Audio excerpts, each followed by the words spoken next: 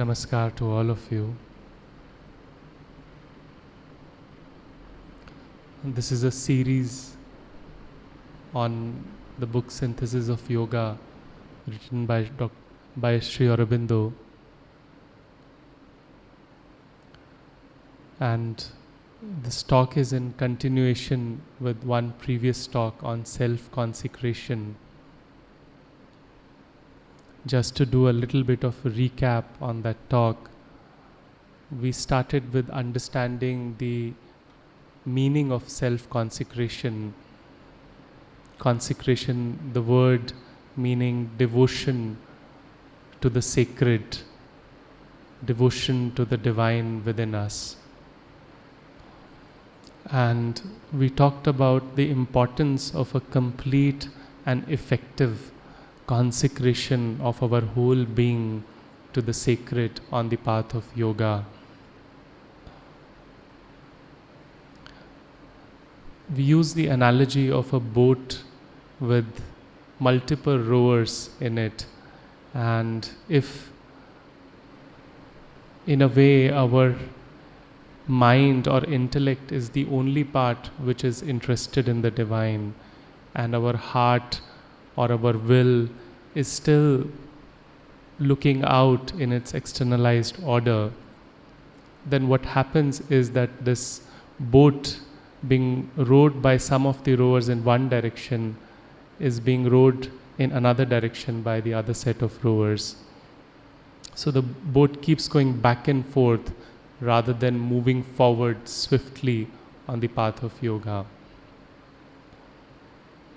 And here, this is a common story in lives of all sadhaks, most sadhaks, except for a very few who have this strong prarabdha or a very strong influence upon them right from the beginning. But to move forward swiftly on the path of yoga,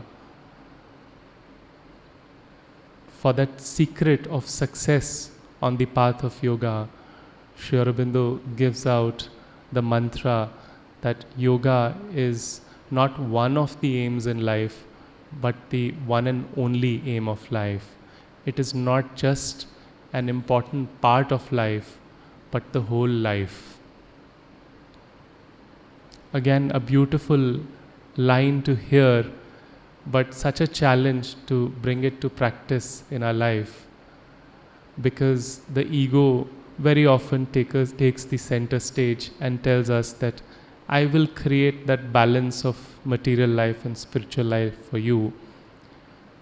But since the nature of ego is separation, that yoga being one aim of life doesn't manifest that way.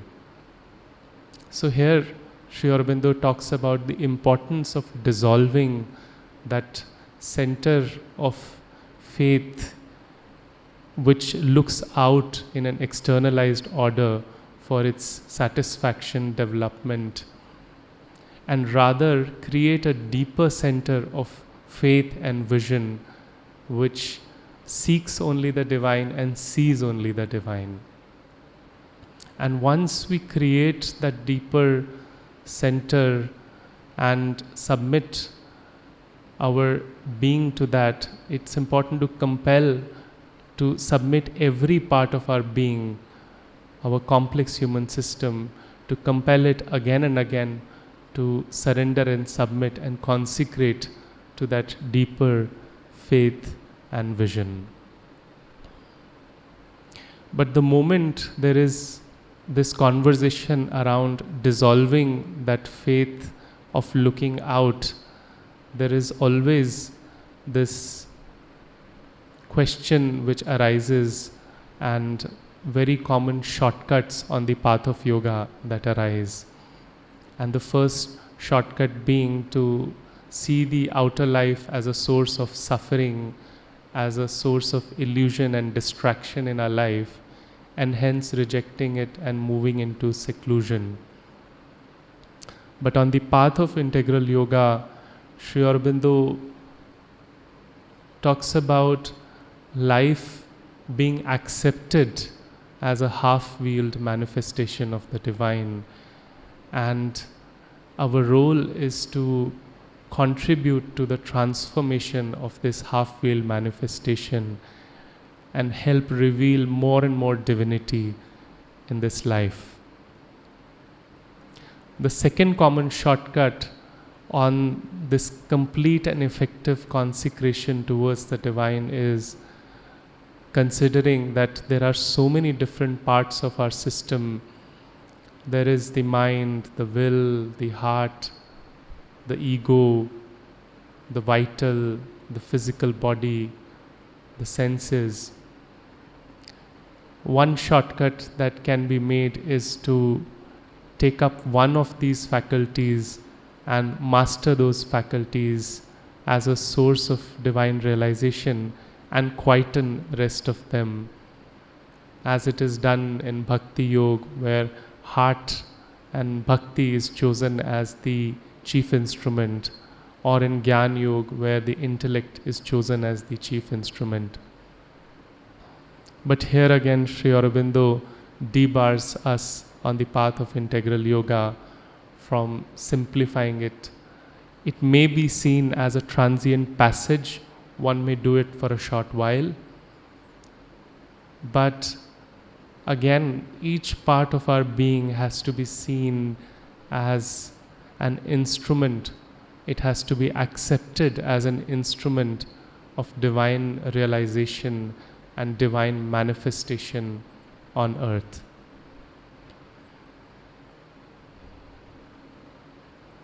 So in a way,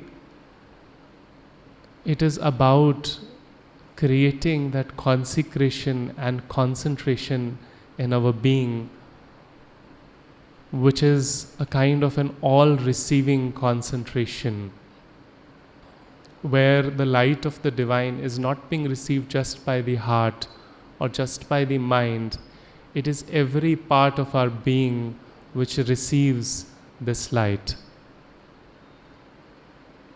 But the fact is that a large part of the instruments of the divine, all instruments or the parts of our human system, are drenched in ignorance.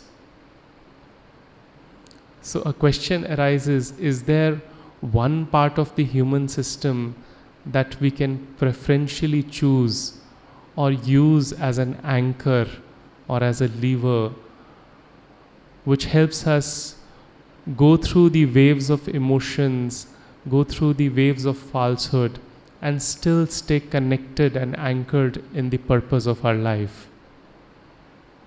Taking the analogy of the boat, there will be those waves of wind and waves of storm which will come, but the boat needs that anchor which can help the boat stay put on its task. And here that anchor Sri Aurobindo talks about being that deeper soul within us. It is not so much the desire soul which is looking outwards for its satisfaction, but a deeper soul within all of us.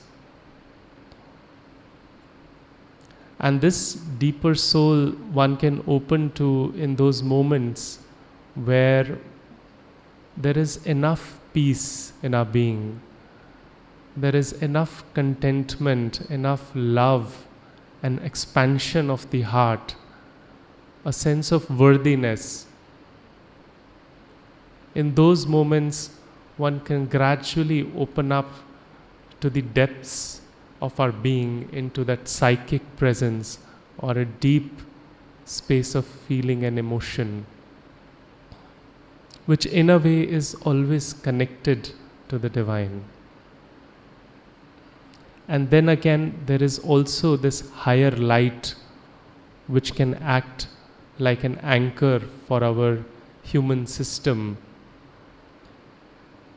And this higher light is also not the buddhi or the intellect, which normally receives the data from the senses and interprets it, reasons it, discriminates it, and then arrives at conclusions. but it is a higher light with a spontaneous illumination and knowledge.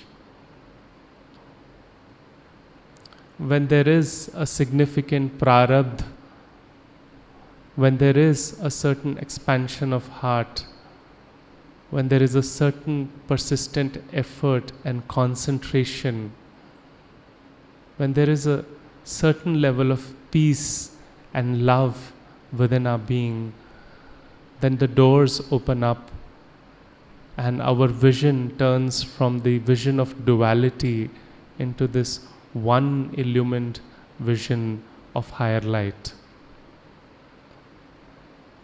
It may liken to what some people may call as an opening of a third eye, but very often it is seen as more of a destination, but actually it is a progressive passage of progressive opening towards a higher and higher light.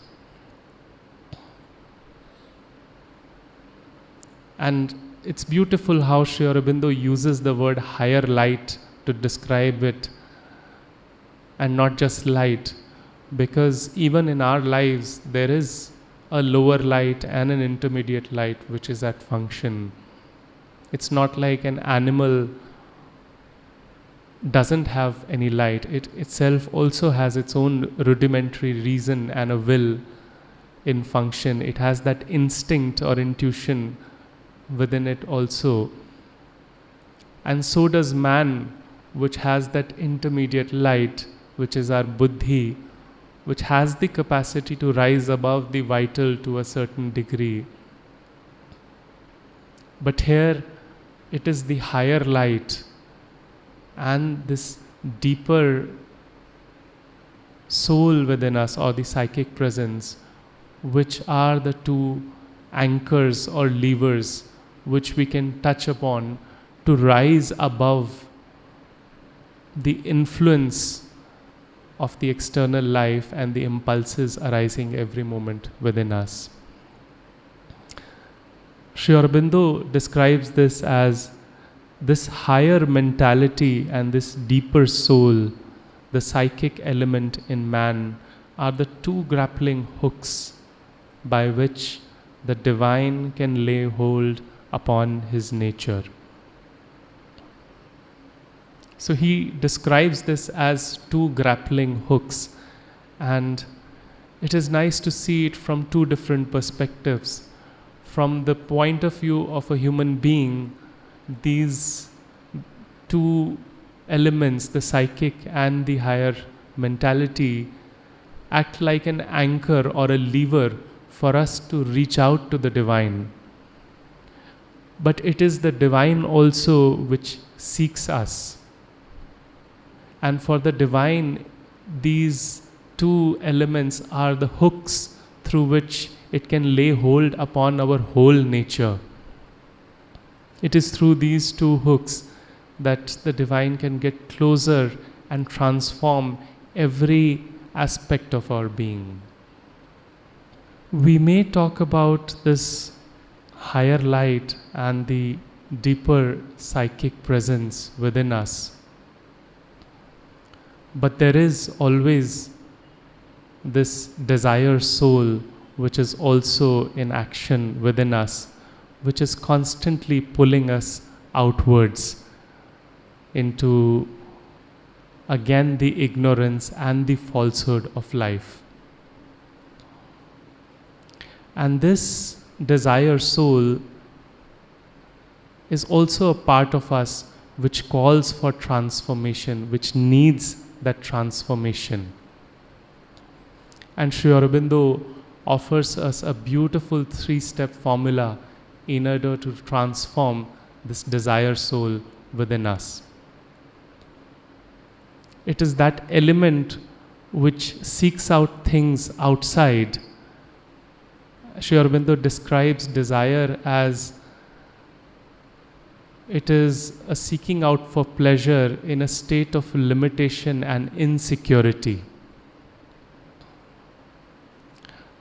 But it is also a very important element in our seeking for the divine, and hence the step 1 is to accept this life force or this force of the vital within us, the way it is. And at the same time, renounce all the other desires within the system and leave out just the desire for the divine. Or put it in other words, that the passion for the divine expands in us and grows in us so much that all the other desires in us become insignificant. So this is the first step, to accept the life force the way it is and expand the desire and the passion for the divine so much so that all the other desires become insignificant. And the second step is to seek the divine not just for our own personal gain or our own personal spiritual gain, but seek the divine for the Lord within us and in this world and within every individual in this universe. So this is a very important point, because very often on the path of yoga, we see desire as the major obstacle. One may say, I feel stuck on the path of yoga, things are not happening for me, how do I move forward? It is the desire which is acting as an obstacle. But at the same time, if we witness what is also at work, who is that I which is looking for progress, is also ego. So it is always a combination of ego and desire at work. If we look at it from another perspective, one may say, I am seeking the divine with all the passion, with all the intensity, but the divine is not answering my call. But here again, one may witness that maybe at the center of this seeking and passion again is I.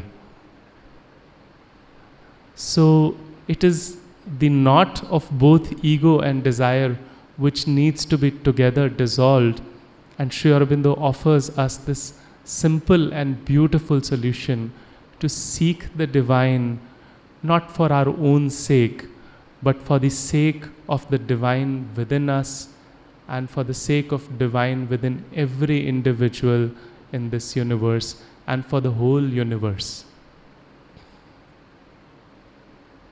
It is not so much a rejection of our individuality and our individual seeking, it is more of an accepting and embracing of our individuality, yet exceeding it.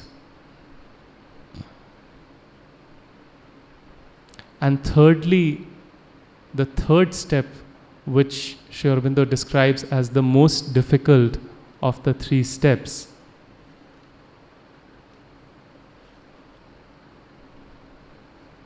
and he writes, but last most difficult for the being, more difficult than to seek with the right object, it has to be taught to seek in the right manner. For it must learn to desire not in its own egoistic way, but in the way of the divine. So seek the divine not in its own way, but in the way of the divine. As we just said, that desire is a kind of a limitation and insecurity in the seeking of anything, whether it is an external object or it is the divine. But that is not the divine way. The divine way, the way divine seeks us, is the will of the Ananda. It is the will of the bliss or Ananda, which is the counterpart of the vital desire in our lower nature. And one can just experience this. Any moment of communion with the divine is just full of that joy of communion. And hence that is how the Lord seeks us. And He asks us to seek in the same way, with the joy and delight of the divine.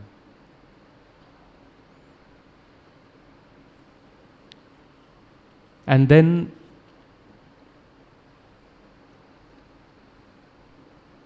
it must insist no longer, as the strong separative will always insists, on its own manner of fulfillment, its own dream of possession, its own idea of right and the desirable.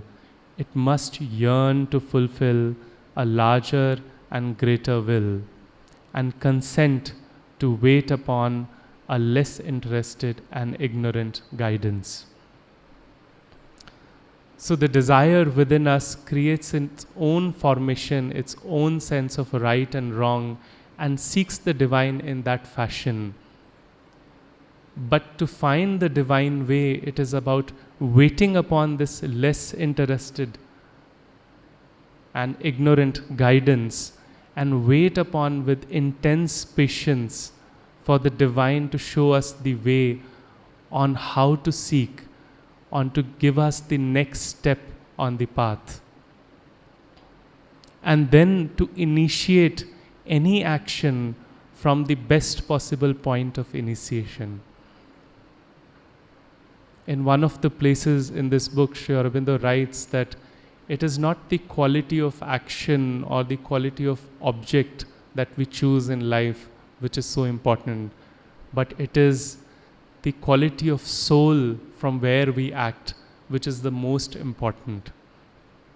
So it is waiting for that guidance to emerge from within patiently, and then initiating the action from the best possible place or the best possible quality of soul in that moment.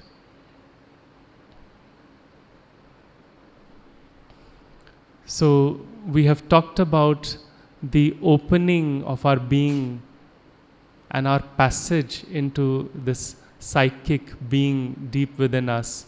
We have talked about the opening into the higher mentality.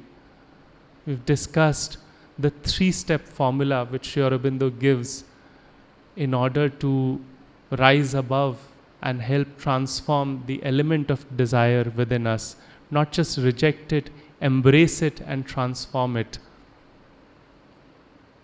And then he talks about that, is it important for every individual to have both the psychic element in us and the higher mentality being fully open on the path of yoga? And he makes a very strong argument by saying that the yoga would be there for very select few if it was that the intellect and the highly formed intellect was an absolute necessity on the path of yoga. So this deep psychic presence or the higher mentality, either or both, can be that chief instrument through which we seek the divine. And even if one is not yet developed that intellect, if one just has that flaming aspiration or that call of the soul, that is enough with a little bit of support from the mind. A receptive mind, a mind which is ready to concentrate and insist on one particular form or idea of the divine. That may be enough for one to start on the path of yoga. And then as the divine lays hold of our being, then nothing is impossible. There are no boundaries. Then sky is the limit. And one eventually opens up to this higher light in one's own way. But when we talk about that support in the mind generally needs some element to concentrate upon. The heart can love, it can have that aspiration for communion, but mind needs something to concentrate upon. And here again, one may question that how do we concentrate upon something which we do not know? And the inverse question is that unless we concentrate on the divine, how will we know what is divine?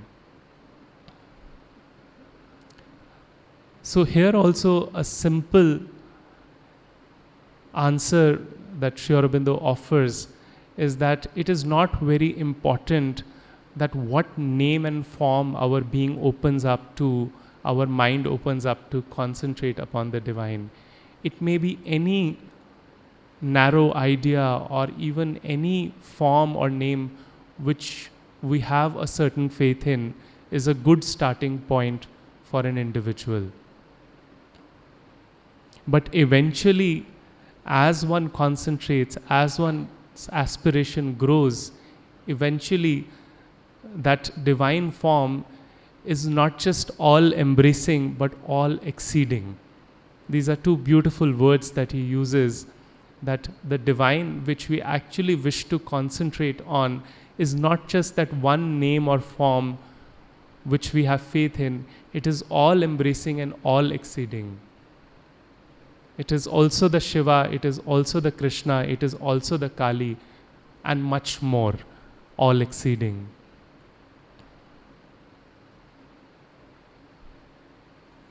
And when this progressive aspiration in us grows, and this consecration, having understood this element of the concentration of the mind, and we have anchored ourselves reasonably to these two elements, either or all of them, then eventually our whole being, especially the three master instruments, which is our mind, our heart, our will, which is taken over by the divine.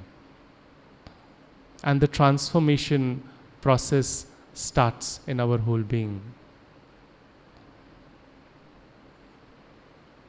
And when more and more of this divine light starts to shine through our heart, in our works, in our mind, through our thoughts, in our will, through our actions, it is important to remind oneself that why is this whole seeking happening? Because in that moment, one may start enjoying this light within us, but it's important to remind oneself that this transformation of the instruments is not so much for our personal satisfaction, but to create this human system as a fit temple and a fit instrument for the divine presence and will in action.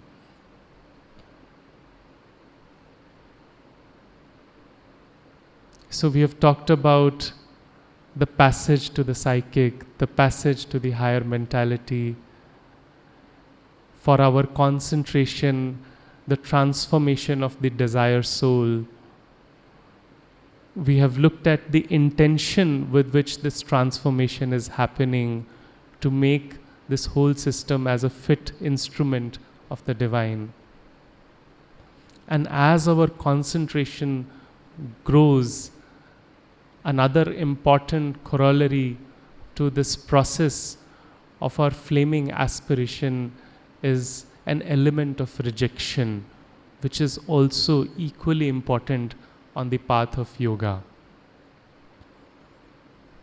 But when we talk about rejection, it is important to understand that what is it that we reject, and who is the one which is rejecting in our being. Because life here is not so simply distributed into good or bad, divine or undivine, or truth and falsehood. It is more like a rope where each thread of truth and falsehood is intertwined with each other. So a process of wholesale rejection generally doesn't work out on the path of yoga. And it is also important to understand who is that one which is rejecting. Is it the ego which is rejecting, or we are rejecting from a deeper space? For example, many people have the habit of smoking, And one may say that smoking is not good for my health, and from today onwards, I'm not going to smoke a cigarette. But if we look at it in this whole process, again the I is at the center, and what will happen very often to the individual is that the I and the intellect and the buddhi take one side, whereas the vital and the body, with still that craving element and that habit, takes the other side. And the nature of ego itself, or I itself, is separation and resistance. And when we resist something or reject something from the space of resistance, then what it causes is further fragmentation of our being. And the person may go through a little bit of push and pull for a while, but eventually the person gives in and goes back to smoking. Whereas the other possibility for us is to reject something from a deeper space of the psychic being. To reject something from the space of free will within us.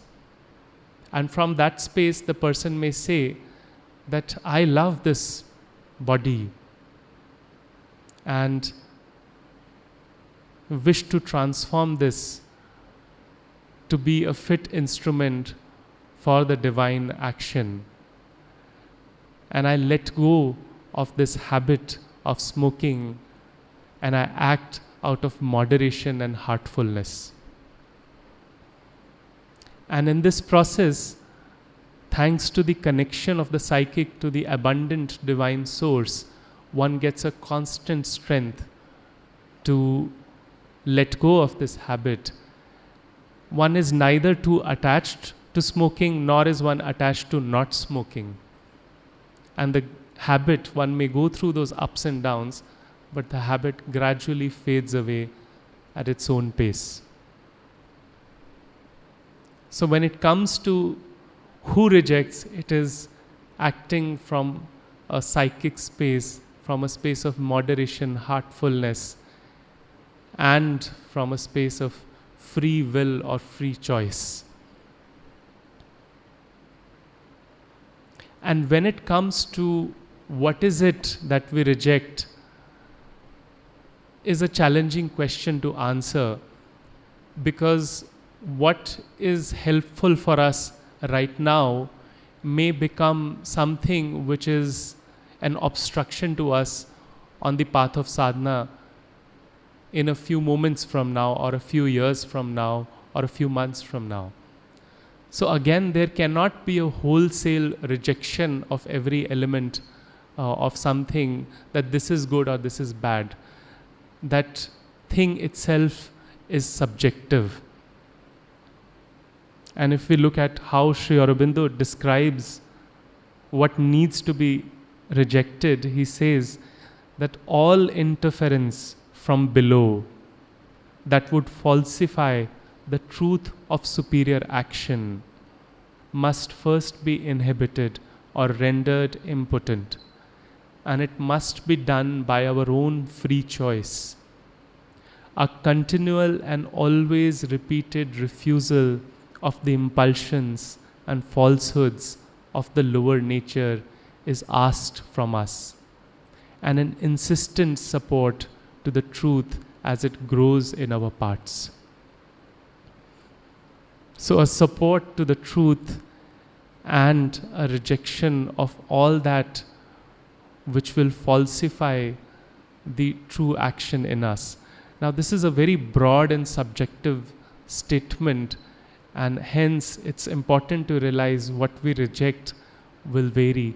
But one thing that we utterly reject on the path of yoga is attachment to anything. Because attachment is basically egoism in love. And hence that is one element clearly at every level we reject and renounce. But eventually, as one grows on the path of yoga, and this exclusive concentration of our being on the divine becomes more and more full, actually there is nothing that is excluded. And he writes that but this exclusiveness will in the end exclude nothing except the falsehood of our way of seeing the world and our will's ignorance. So in the end, it becomes all inclusive, and the only thing it excludes is our falsehood in the way we see the world. Sri Aurobindo was in the jail, and there were all kinds of unfair things happening which one may seemingly reject in one's life if looking at it from the perspective of buddhi. But him, with his exclusive concentration, which was becoming full, excluded nothing and only released the falsehood of the way he was seeing things, and all he could see is the Krishna or the Vasudeva or Narayana in action in the walls of the jail, in the trees, in the jailer, everywhere. And that takes us to the consummation of our concentration in the mind, in the heart and the will. Because the concentration on the divine consummates, and he writes that for our concentration on the internal will be consummated by the mind when we see constantly the divine in itself and the divine in ourselves, but also the divine in all things, beings and happenings. So the mind will consummate its concentration when it not just sees the divine in its transcendent form or in the depths of our being, but also starts seeing it in every being and happening in this world. It will be consummated by the heart when all emotion is summed up in the love of the divine in itself and for itself, but love too of the divine in all its beings and powers and personalities and forms in the universe. So it is not just that the heart feels that love for the divine inside again or in one particular form or personality. One starts to love the divine in every individual, and that is the consummation of the heart. It will be consummated by the will when we feel and receive always the divine impulsion and accept that alone as our sole motive force. So in the will part of us, when the will becomes refined and intense and strong enough to every moment just receive the divine impulsion and nothing else, that is the consummation of the will. And with that, our concentration becomes complete and effective. It not just uplifts us, but uplifts this whole universe. Wherever one goes, it uplifts the whole universe. And when our surrender has become and reached that completeness and effectiveness, the path of yoga or the stage of yoga transitions into the second stage, which is the stage of transformation. And at the end of this chapter, Sri Aurobindo gives us a broad overview onto the stages on the path of yoga. The first stage being surrender, all that we have talked till now. And the second stage, which is the crown and consequence of this, that is the divine Shakti or the higher nature taking over our whole system and transforming it in the divine image.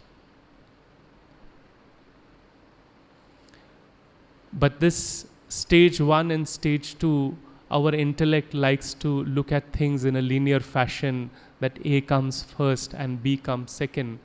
But actually these two stages are almost happening simultaneously. Initially, more of surrender being required and less transformation. initially more of our personal effort and lesser of the Shakti in action, and later on lesser of our personal effort and more of the divine Shakti acting through us and transforming us.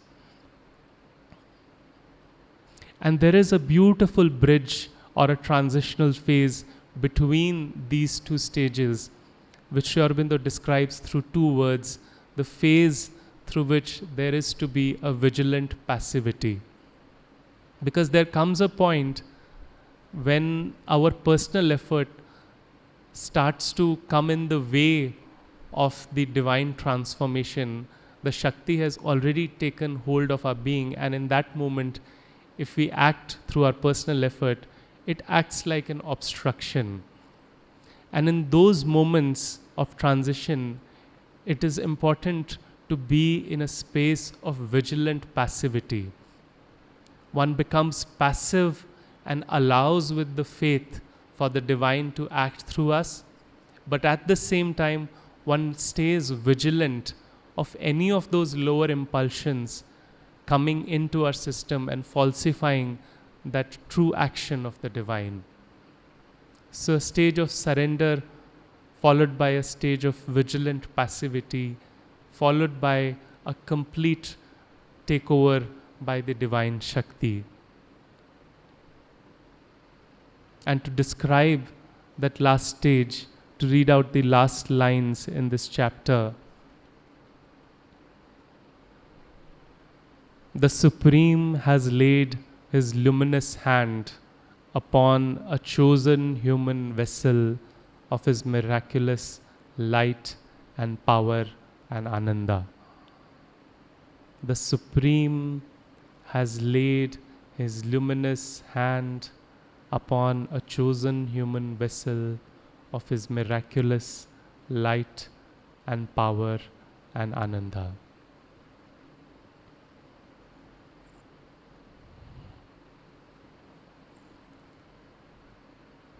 To summarize the key insights and actionables from today's talk, the first is to acknowledge the complexity of the human system and ask oneself, how can I open up more and more to the psychic space or the higher light within our system? Some of us may find it easier to open up to this deeper feeling or emotion, and some of us may find it easier initially to open up to this higher mentality. Depending on our unique makeup, we choose to open up to either one or both, and spend more and more and submit more and more of us and stay more and more in that space and create those systems in our life where our life becomes an expression of the psychic presence and this higher light. The second key insight is to bring into practice in every moment in meditation or in sadhana these three beautiful stepwise tools offered by Sri Aurobindo to transform the desire soul, to accept the life force, expand the desire or passion for the divine, making all other desires insignificant, to seek the divine not for a personal gain, but for the divine in ourselves and in every being in this universe, the divine in every being. And thirdly, to seek in the divine way. We can sit down in a quiet space initially and do this practice and see how beautiful the communion with the divine happens when we bear these three steps in mind. Thirdly, to reflect on the process of rejection. Look at what are those things in our lives, those impulsions with which we again and again get entangled,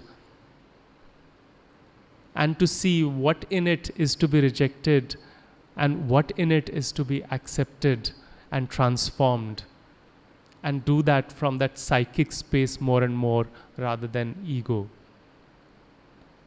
And lastly, be aware of all the three phases on the path of yoga.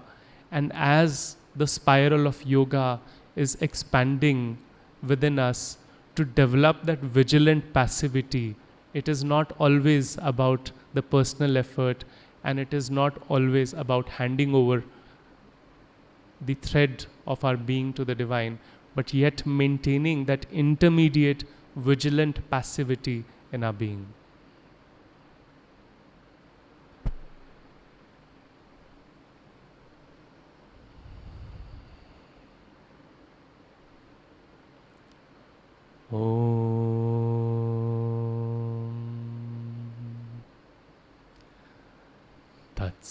तत्सवितुर्वरं रूपं ज्योतिः परस्य धीमहि यन्नः सत्येन दीपयेत्